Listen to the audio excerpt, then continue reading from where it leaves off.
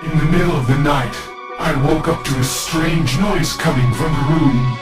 Footsteps, eerie, approaching footsteps. My heart hammered harder, and I opened the door. No one was there, but the footsteps continued. I looked in the mirror and was horrified to see that the same thing that had made the sound was reflected in an invisible foot walking toward me.